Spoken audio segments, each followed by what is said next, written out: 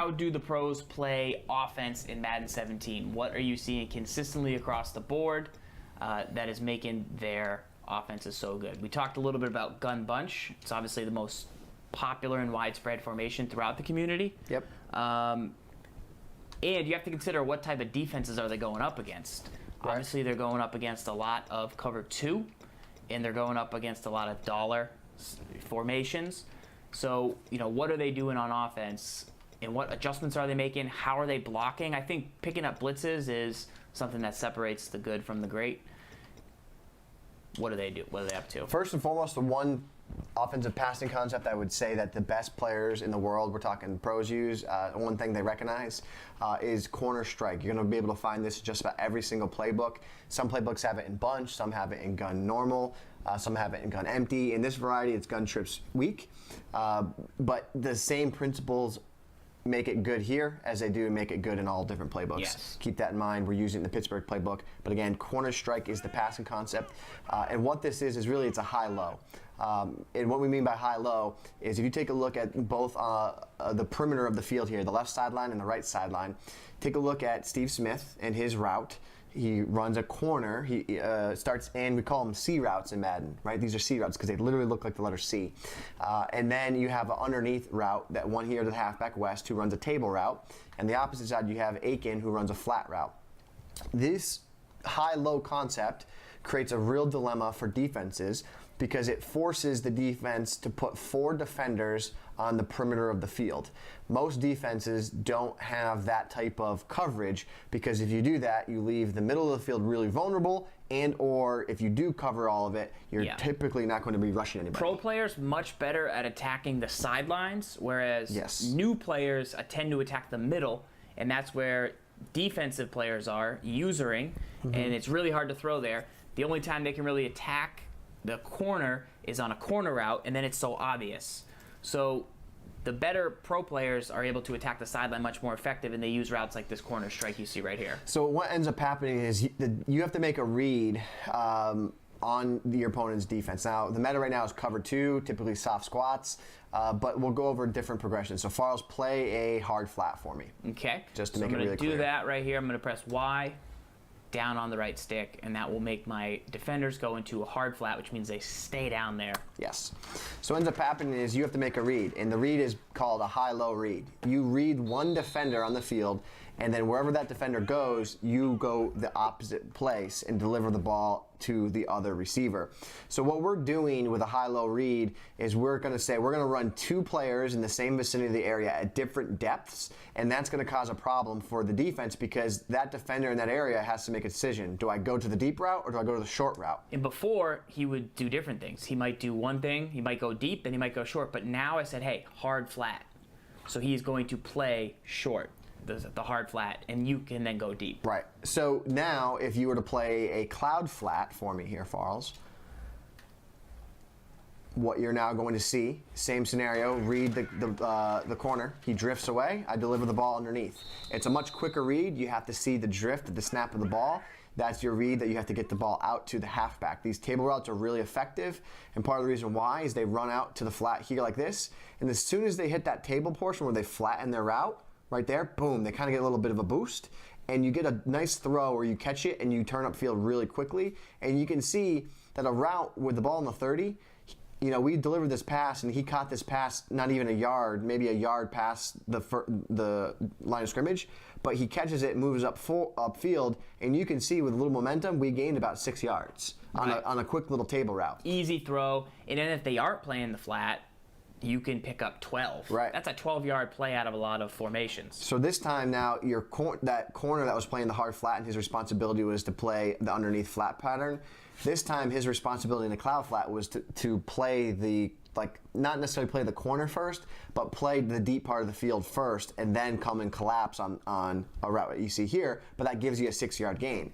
Now, Madden 17 introduced soft squats. Soft squats are a little bit harder to diagnose. They can play kind of both routes pretty well, but your primary read is to go to the flat route again. So just come out and let's see, you should be in soft squats, right?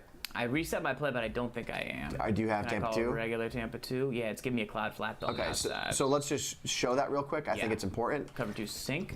Yeah. There it is, A. So let's see if that's the clap flat. So there's 3 types of flat zones. Last week on TWIM 214, we went over all 3, but we'll show you what each one does here. Obviously, the hard flat short. There's the soft squat, and the cloud flat backs up a little bit better.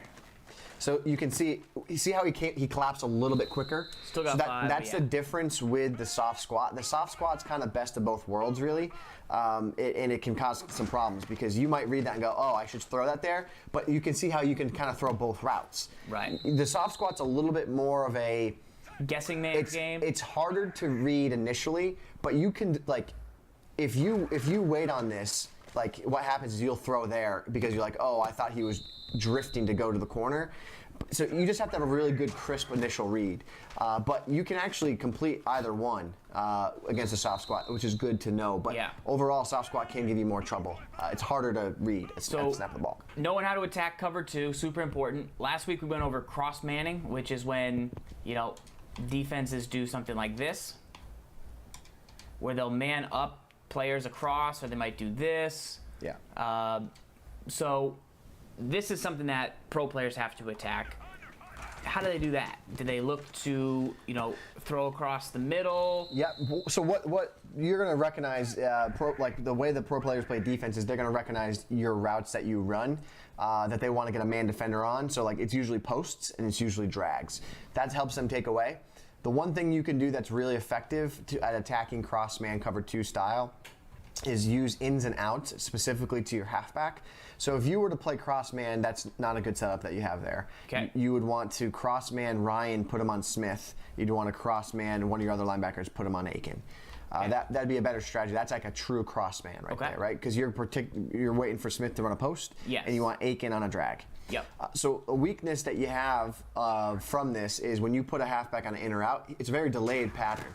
What ends up happening is you don't have a seam route that's in that area that can make a play on that. Typically there's like a hook zone that's in that area, but when you man him up on somebody, you're giving up that entire seam. So there's another way you can take advantage of that as well, and young Kiv does this to perfection. So do that again, man up with those hooks. Let me see you play. All right, so there it is, and now you would use the other linebacker, the other hook zone on the right side. You'd use the other hook zone. There. Yeah, and then you'd have some type of 4-man rush or whatever, right? Right. So another great way is a halfback vertical out of the backfield. There's no one to defend that. There's nobody in that seam, and he has to catch it and make a play. So those are a couple ways to attack that the pros are attacking these cover 2 cross man defenses. They're really good. If you're not aware that it's happening to you, it can be really difficult to beat them because you're like, oh, it's cover 2, but why are my guys so you just have to recognize that that's happening to you and then dink and dunk them, attack them in the seams because that's where it's really vulnerable. And then the last thing I think pro players do is they pick up blitz pressure. Now we just basically showed this with the gun bunch, but you have to be ready to pick up any pressure that your offense throws at you. So we'll go with a play like the buck slant that, you'll see nickel blitz 2, you'll see buck slant, you'll see some different dollar variations, but generally a cover 2 with heat is how the real pros do it. So, Gibbs, when the pros come out, how can they be so confident that the pressure is going to get picked up? Just from repetitions, or because what they do is they go into whether a game mode or they'll go into practice. So here falls baseline line, pinch your line and crash it out. And you want to slide that blitzing corner out a little bit. Yeah, and then put Martinez on a flat zone and then use the right hook. So that's the main setup from Buck Slant. And Buck Slant is still good. It's not a primary defense use because cover 2 is better that we're finding. But what you need to do, the best players get into the practice mode, they get into game, and then they just try ways to pick it up. So the very first thing that I always recommend is call play action and then go to max protection and then just see, okay, did I pick it up? Do I need to do anything else? And right there, I picked it up. I was able to hang in the pocket, and I delivered an absolute strike down the middle of the field. Should have caught it, but it hit sticky, and he dropped it. The next thing I would do is you get the same setup. I would just now try to pick the blitz up without all the same resources. So this time, I'm not going to block the tight end. I want to have him on a drag. So I'm going to, this time, use slide protection left to see if that helps me at all. Does slide protection help? Pick up the pressure. It does. I'm able to hang in the pocket, deliver a strike, possession catch. Now you got an extra receiver, too? Yep. Now I got an extra receiver. Now the next step after that is, okay, well, what if I, can I get the halfback out on the route?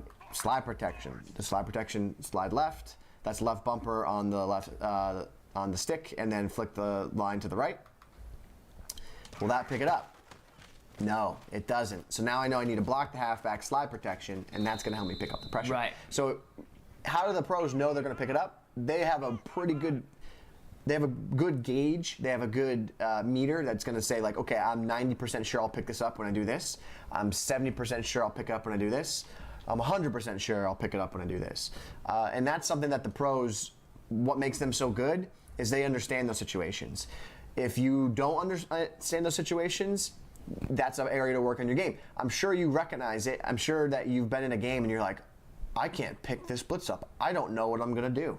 Right. And when you have that feeling, run the ball. Right, you run the ball. Play action. But now you're behind the 8 ball. Right. And the thing to make sure that you need to understand is there's no like tomfoolery going on here.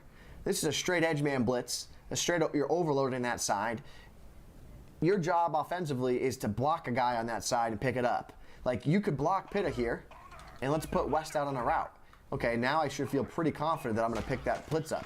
And you know what? I picked it up. Hang in the pocket, deliver a strike. Boom. Yeah.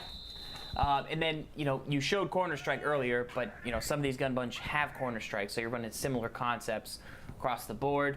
I mean, between mesh, which is drags across the middle, which is why people need to cross man, and then between some seam throws, which you just showed deep there, and then the sideline with corner strike, you're attacking all the parts of the field. Yeah. You're picking up pressure. You're feeling confident. You're working on practice mode. That's about it. That's all. I mean, that's what it boils down to at the end of the day. Like Gibbs said, there's no tomfoolery. It's just that those players are that good and they're that consistent, and they run 15 plays, and they run those 15 plays to perfection. And they mastered it. Let's take it a step further. Like, let's not forget, like, while they're focusing on picking up the pressure, like, picking up the pressure is second nature to them. Like, it's like, okay, I know I got to do this to pick up the pressure, and I'm going to pick it up. You then focus on, okay, what are the routes behind it? Like, what are the best plays now to get me into position to make a play against the blitz? Now that I've picked it up, how can I get even deeper? Like, for example, we're telling you to call this play PA post, and I guarantee someone in this chat's going to run this play tonight and go, they told me to call PA post, and all my problems will be solved. Well, no, you have to do a couple specific things off it to make it better. One's to block the halfback. The other is you got to look at Pitta's route. Flat routes can be really good against specific style of defenses, but they can also be the worst route in the game because it doesn't give you a quick option. Right. Because that Pitta he's selling out to that one area of the field, and that's the only read you have is an initial, is he open or is he not, and that's it. This drag, you have multiple points you can throw it. I can throw it initially if it's open. I can let him run into space and then deliver it when he gets to the right sideline. So the drag gives you another option. And when you look at this play, you have a flow with Pitta and Smith that give you multiple options underneath. So if I were to run this play and you were to run after Pitta, that's going to then open up the route to Smith to open up because you are clearing that out, and then that opens that up behind it. So you have multiple routes at multiple levels. Then you play a high-low concept with this route because now you have two underneath options right over the middle of the field. But then I run a deep post behind it. So then that says to your opponent, should they protect underneath with a user or should they bail out and go to the deep post? Right. Okay, let's take it a step further. What happens when I wait on this play? What happens when I wait and I let the drag get over to the right? He becomes a flat. Yes, right. I got picked up, but he comes a flat route on that side. That's going to open up the corner on the opposite side. So now you have a high-low concept over the middle of the field at the snap of the ball. You now have a high-low concept as the play develops with the corner. If you look at this, look at Falls. Look at the route concept. I'm going to clear out the Smith route. Okay. Look at the routes that we have here to Pitta and then Wallace. What does that look like to you? It almost looks like corner strike. Like it looks like the flat in the corner. Because, yes, Pitta's not on that side and he's technically on a drag, but by the time he gets over there, yes, it looks like a so flat. This is an impromptu corner strike.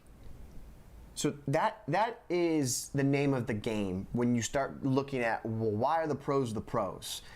They're only running one play. They might run this PA post 40% of the time, but if you don't think that they have multiple setups that they're running to attack different things or do different things, like that's what makes them the best player. I saw a question in the chat earlier and it said, well, how come I see some of the best players, they only run one defensive play? They do run one defensive play the majority of the time until their opponent takes them out of it. And then they also are making other adjustments off it. They're dropping guys in different zones. They're manning guys up. So they're doing a lot of different things. It's really hard to play at the highest level and only do one thing and never change. Like, yeah, you wouldn't be there. You get toasted. You wouldn't win. You're not going to last. Yeah. You can't just go to a tournament and go, I only run inside zone and I only run cover 3. That's it. Like at some point, you're gonna meet your match and you're gonna be gone. Yeah, indeed. All right. Good answer to that question. Let's keep going through the mailbag here on This Week in Madden. Show 215. Thank you guys for the follow on the channel. We appreciate you guys tuning in every Wednesday night at 8